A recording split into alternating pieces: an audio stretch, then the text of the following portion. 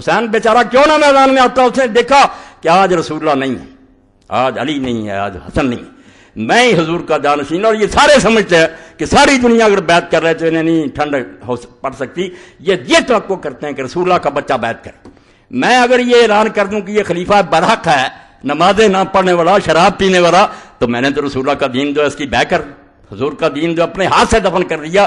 میں جان دے سکتا ہوں، میرے بچے مارے جا سکتے ہیں، میری بچیاں شہروں میں گھمائی جا سکتی ہیں، مگر میں یہ بات نہیں مان سکتا. ایسا نہیں ہو سکتا.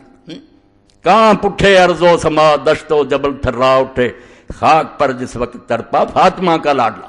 آج میرے تمہارے لیے تو حسین ایک نام ہے، مگر اس صدی کے لوگ تو جانتے تھے کہ یہ رسول اللہ کا کیا تھا. حضور کس طرح اپنے پہلو میں بٹھاتے تھے، دعائیں کرتے ہیں، اللہ میں حسن اور حسین سے محبت کرتا ہوں، تو بھی ان سے محبت رکھنے والوں سے محبت رکھ.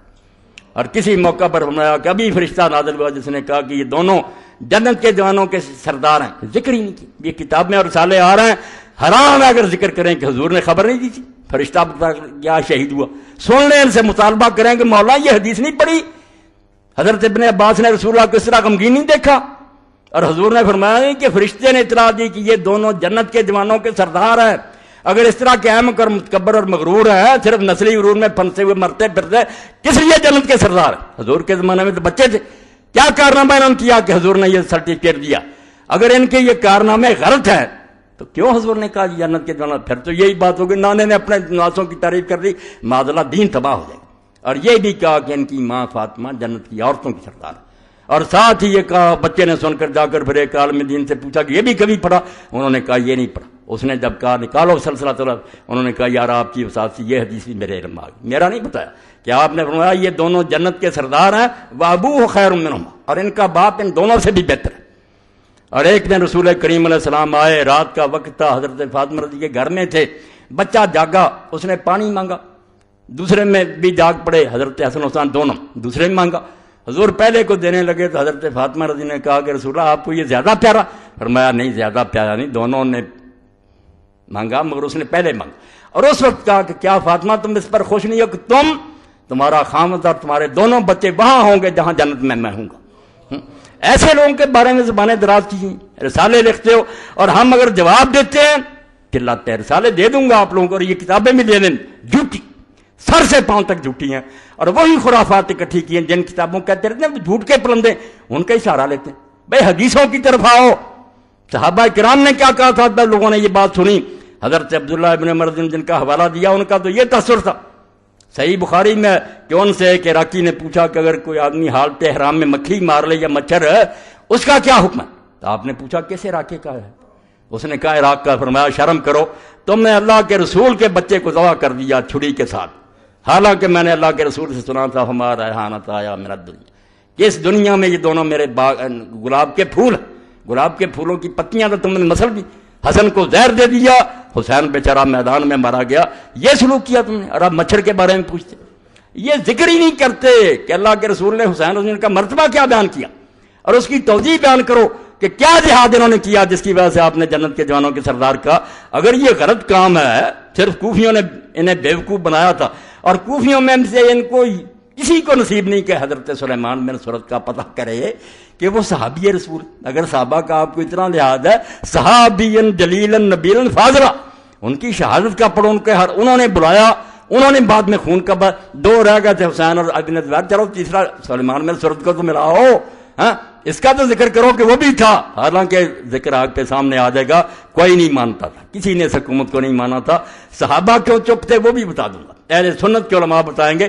جب تلوار سر پر کھڑی ہو تو دین اجازت دیتا ہے. کچھ لوگ آسانی کا راستہ اختیار کریں، اس لیے جس کو کہتے ہیں وہ بہت محقق گزرا ابن خلدون. اس نے کیا کرا کہ یزید کے فسق میں تو کوئی شبہ نہیں، فاسق فاجر تھا. اب راستے دو ہو گئے. کوئی صحابہ نے کہا اللہ کی طرف سے مصیبت پڑ گئی ہے، صبر کرنا چاہیے اور اللہ سے دعائیں کرنی چاہیے. امام حسین ابن زبیر نے کہا نہیں، یہ کوئی راہ نہیں ہے، عظیمت کی راہ یہ ہے کہ میدان میں آنا چاہیے. یہ وہ مانتا کہ یہ فاسق ہو گیا تھا، بدکار ہو گیا تھا، اس لیے دونوں گروہ مانتے تھے کہ یہ بدکار ہے. پھر اسی کتاب کو جس کو کہتے رہے ہیں یہ بڑا محقق ہے، جب خلاف نہیں یہ بھی متصر ہو گیا، امام حسین کے بارے میں جذباتی ہو گیا. عقل کے اندھو، جذباتی کیا ہونا، مورخ ہے، وہ ایک ایک روایت کو جانتا ہے، وہ تمہاری لکھی ہوئی باتوں کو پڑھ چکا ہے کہ یہ سب خرافات، بنائی ہوئی باتیں. امام حسین رضی اللہ کا ارادہ جو تھا سن لو، نہ انہوں نے پلٹنے کا ارادہ کیا، نہ یزید کے پاس جانے کا ارادہ کیا۔ جو شروع سے اس کے ساتھ تھا عقبہ ابن سمان، کہتا مدینے سے چلا، مکے میں ساتھ تھا، کربلا میں ہی آپ کے اونٹ کو بٹھاتا تھا، کھولتا تھا، آخر تک میں ساتھ رہا ہوں۔ میں اللہ کو حاضر ناظر کر کے کہتا ہوں کہ حسین نے کبھی یہ نہیں کہا کہ مجھے یزید کے پاس لے جاؤ، یہ سب جھوٹ انہوں نے خود گڑا، یہ آپ گڑا کہ تاکہ لوگوں کو بیوقوف بنایا جائے، اور یہ بھی ان کے گلے میں پڑ گیا۔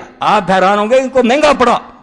جو ان کا امام ہے نا اس دور میں، محمد الخدری بیک، جس نے یہ ناسبیت پھیلائی اور یہ لکھی چیزیں، تاریخ لکھی اس نے، اب اس نے سوچا کہ اگر یہ مان لیں کہ امام حسین رضی اللہ مان گئے تھے کہ مجھے یزید کے پاس لے چلو، تو پھر تو یار لے جانا چاہیے تھا، قصہ مک گیا، خوش ہوتے، ابن زیاد جا کے پیش کرتا کہ میں لایا ہوں، بڑا انعام ملتا۔ پھر اس نے کیوں نہیں مانا اور کیوں آپ کو قتل کیا؟